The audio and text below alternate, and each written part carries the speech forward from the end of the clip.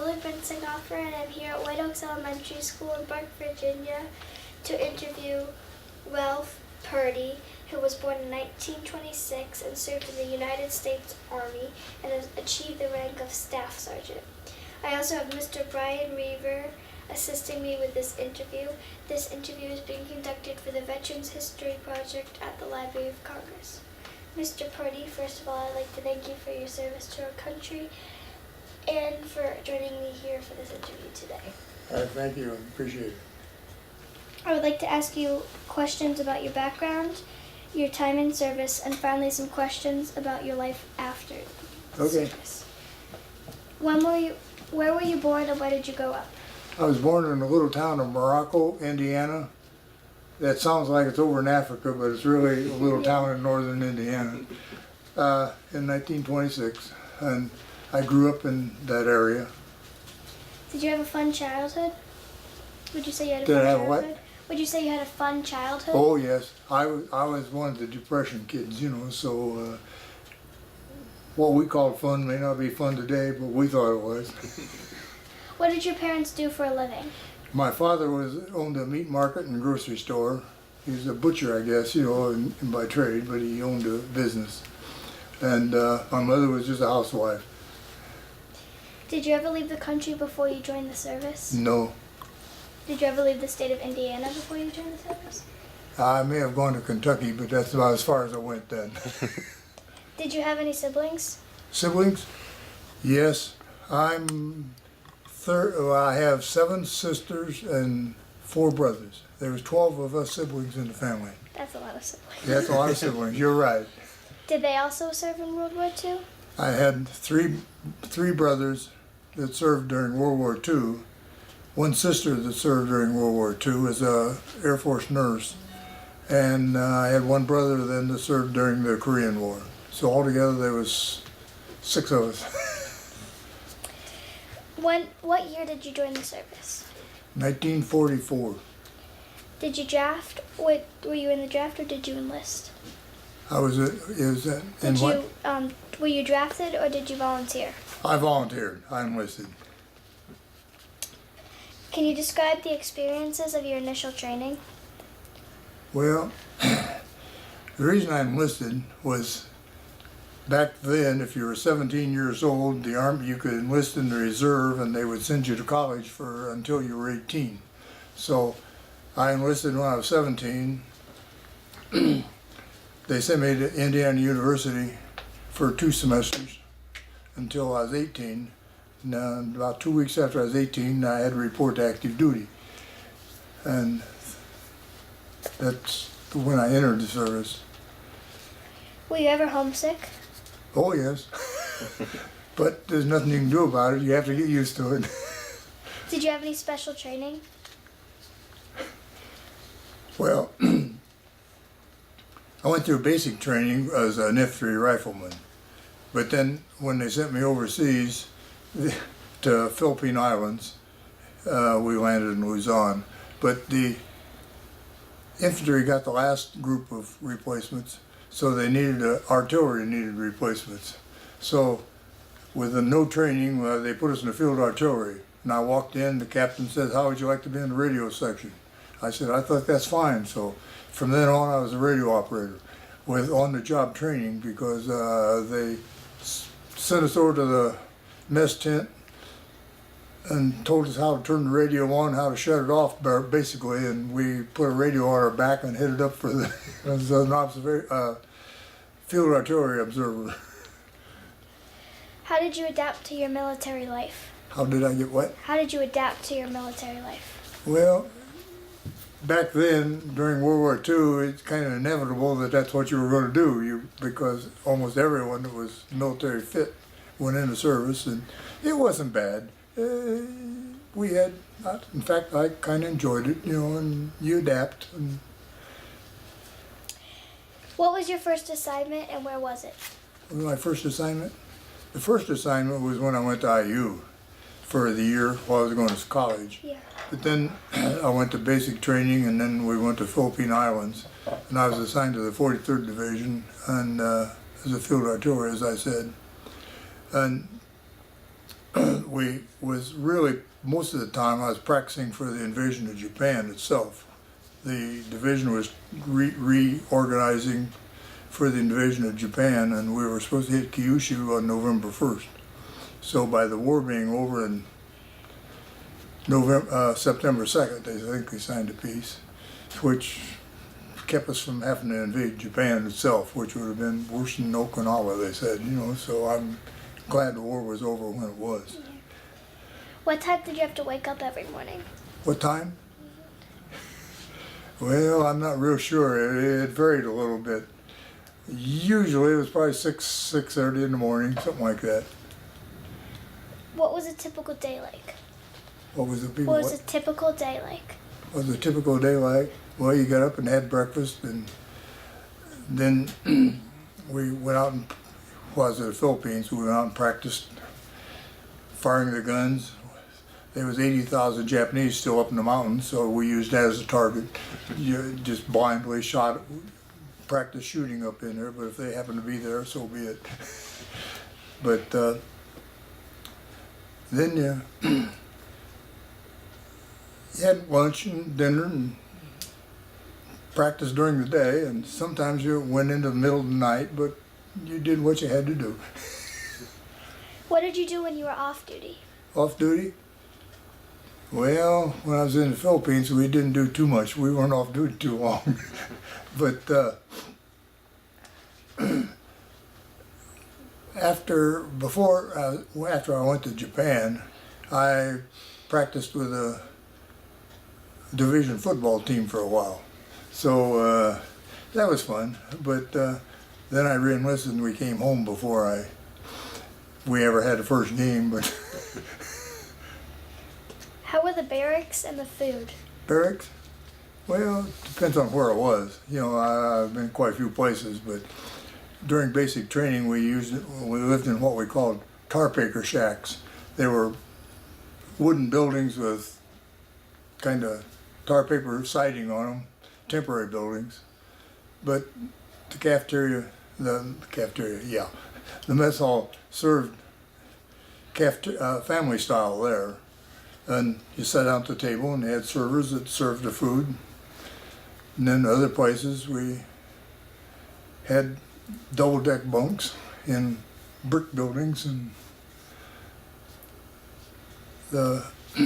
you went to a mess line and they swapped the food on your plate, so it depends on where you were and how. Sometimes you had good cooks, sometimes you had poorer ones, but it wasn't bad. Were you ever on the front lines? Only when I was a very short time, when I went to the Philippine Islands, the first thing we did, when they told me I was going to be a radio operator, well, then we went up on the front lines and had for callback fire missions for the field artillery for a short time until we went back to training rest camp, and then from then on we just practiced for the invasion of Japan. And all the time I was in Germany, it was on the occupation army, and no, it wasn't. It was after combat was over. Did you participate in any famous battles? I got a battle star for the time I was in the Philippine Islands for the Luzon, what they call the Luzon campaign, which gave me 5 points towards my discharge. But I was still such a young kid that I didn't have enough to even come close to getting out. What were your duties on the front lines? I was a radio operator. Yeah. Okay. If you feel comfortable, would you tell us what it feels like to be on the front lines? Would I like to be on the front lines? No. What would you? If you feel comfortable telling us, would you tell us what it feels like to be out on the front lines? Well, not too. It's difficult. You do what you have to do, but I really wasn't exposed too much, to the very long, the front lines. Did you make a lot of friends in the service? Well, yes. You had to be careful, though. As I said, I was a replacement for. They'd lost 3 of their 4 radio operators, and so I was one of the replacement of them, and it was kind of, the older people didn't, the older ones in the group was a little hesitant, you know, to make a lot of good friends because you lost them. But after the war was over, why, yeah, you made a lot of comradeship, you know, between people, yeah. Well, how did you stay in touch with your family? With the family? Back then, all we had was mail. And from the Philippines and Japan, it probably took 3 weeks for a letter to go one way. So if you wrote a letter, I 3 weeks, maybe 3 or 4 weeks. But you write a letter to them, wait 3 or 4 weeks for them to get it, and then another 3 weeks for you to get it back. It's probably 6 weeks, month and a half before you got an answer to your first question. Now maybe they've got modern radio or communications on satellites and this kind of stuff, but it was by mail is all we had. Where were you when you heard the war had ended? Where I was when I heard the war ended, well, I was on a radio out in the Philippine Islands in the practicing for firing the guns, and the captain set up a radio back to our camp. Had the radio sergeant set up a radio back to our camp, and I received the message that he called me on the radio and notified us out in the field that the war was over. And I didn't see my radio for another half hour. All the officers and everything from the almost took over my radio, you know, and talked back and forth about hooray, or, you know, glad the war's over, hey, maybe we can get home now. But it was the best message that ever came over that radio that I ever heard. How quickly were you able to get home? How quickly? Quickly, yeah. Well, after the war was over, I re-enlisted for a year, so I could get home. So it took me about a month after I re-enlisted when I was in Japan. They took a month to get me home. I stayed home for 2 months on furlough. Then it took them another month to get me back overseas, but the second time they sent me to Germany. So that was after the war was over. So then I spent about 8 months over there then in Germany, and then came back home the end of '46. Can you describe the first time you arrived home? Was your home family there? Did you have a big party? Yeah, well, wasn't a good party, but sure, my mom sure made a good dinner. Were you able to readjust to civilian life? Oh yeah, yes. I didn't have very long though to adjust to civilian life, because after I got home from Germany in December of '46, I think it was about the first part of January of '47, I started back to school at IU, and only had about 3 weeks, 2 or 3 weeks at home before I started back to college again. So then college life is, then it's probably like it was today, you know, study and have a good time. Were you able to get a job once you came out of college? Yes, well, I graduated from college as with a degree in electronics. It was difficult to get an engineering degree then because all the GIs were all graduating quickly about the time I was, and so I took a job as a maintenance technician temporarily, and then about a year later I got transferred to the engineering department, and from then on I was an engineer for Western Electric. Have you been able to stay in contact with your friends that you made? Do you have any reunions? I haven't really stayed in contact with my military friends, no, you know, as such. Are you a member of any veterans organizations? I'm a member of the American Legion, yes.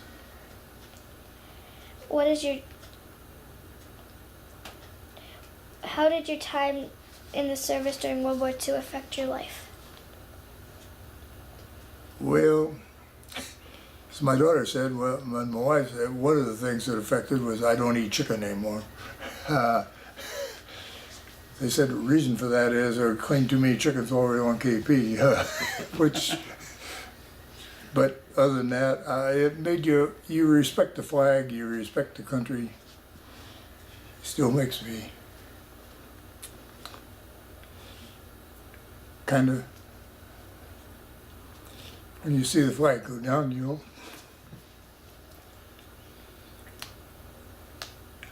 I don't know. Have you learned any life lessons from your time in service? Well, you learn how to take orders, for number one, but you learn discipline, and I think that's good in life. You know that you learn how to take care of yourself also, and you kind of learn that life maybe.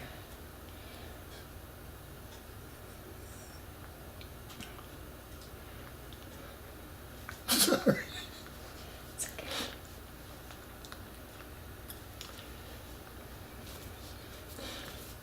I guess it says precious.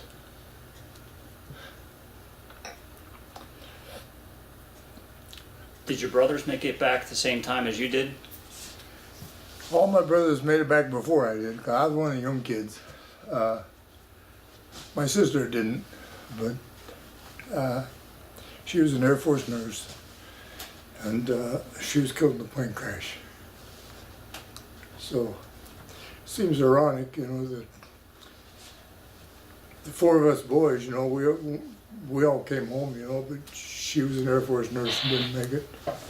She was killed in a plane crash in '43. But then I had one brother who was in service during during the Korean War. Had two brother-in-laws that was also service during World War II, and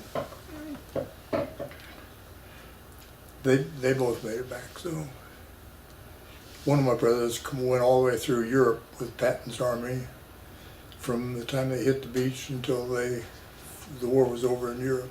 He was a communications sergeant, but he made it back to one of the lucky ones that. Time you spent that long in it, it kept getting less and less. But What unit were you in when you went back to Europe after you re-enlisted?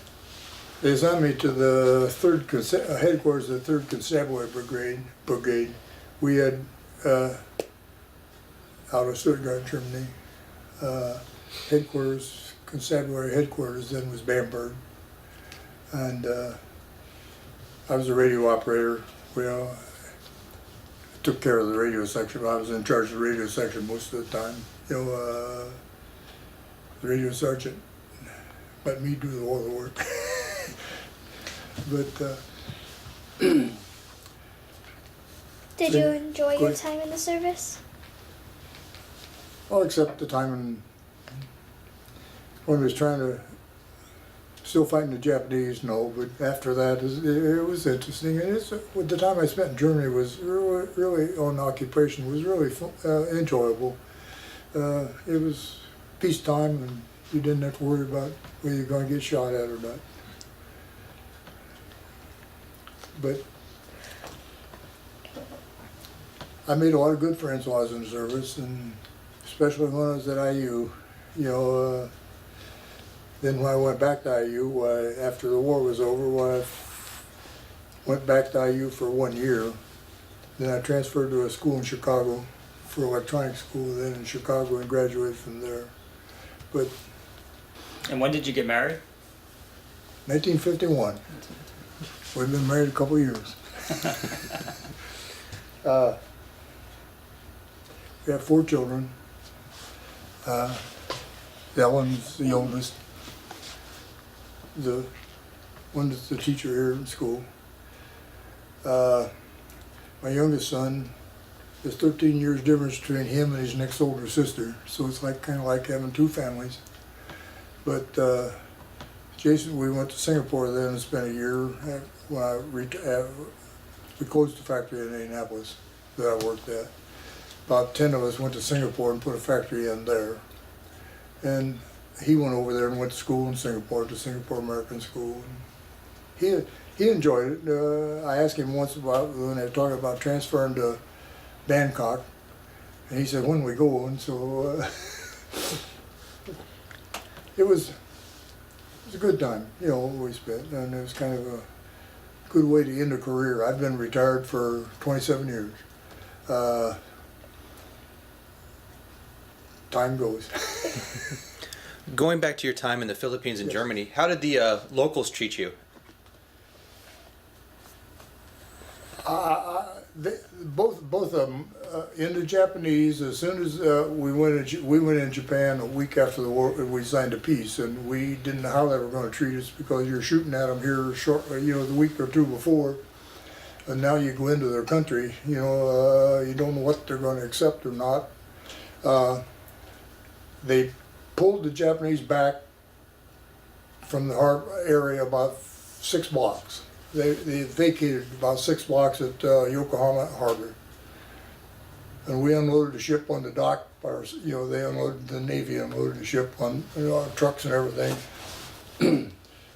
And we drove about 60 miles to a old Air Force base, you know, to set up. But once the Emperor told the Japanese, you know, we're going to surrender, why, they accepted it, and I'll have to say, we were accepted very well, you know, for being an adversary, you know, for so long, and I didn't worry about going any place. We went in Tokyo and walked down the street. Tokyo was awful torn up. For one place, I checked about on the truck speedometer, about 5 miles along the road, and everything you could see on the sides were chimneys and smokestacks. The rest of it had all been blown out and burned out.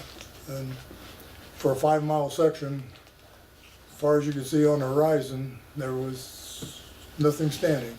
It was just bombed out. And even in cities in Germany were the same way. It was I'll have to make a statement that war is a novel, brutal way to solve a political problem. You know.